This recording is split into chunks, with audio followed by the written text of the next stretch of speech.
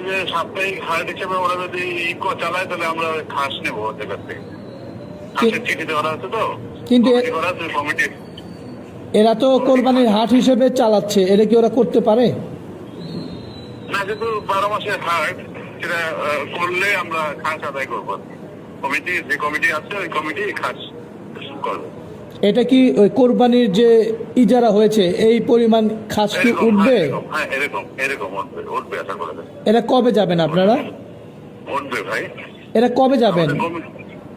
কমিটির লোক আছে, ওরা ওখানে একজন সদস্য আছে আমাদের কমিটির, যারা কমিটির ব্যবসায়িক ওনারা আছে অলরেডি।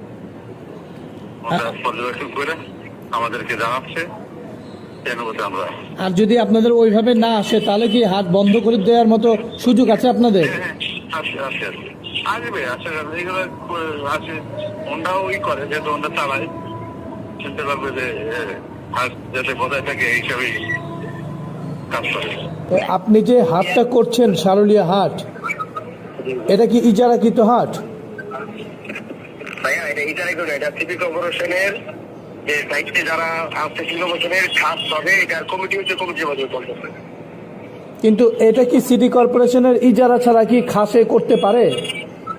জি জি, আপনি অবশ্যই করতে পারে। শুধু সিটি কর্পোরেশন না, এটা বাংলাদেশের যে আইন অনুসারে পৌরসভা, ইউনিয়ন ইত্যাদি সরকারের সবাই করতে পারে। এটা ঘোষণা দিবে না? এখন আপনি সাপ্তাহিক হাট হিসেবে এটা নেন, কিন্তু এটা যদি ডাকের মাধ্যমে হইতো তাহলে আরো কয়েকজন এটার সাথে ডাকে অংশগ্রহণ করতে পারত।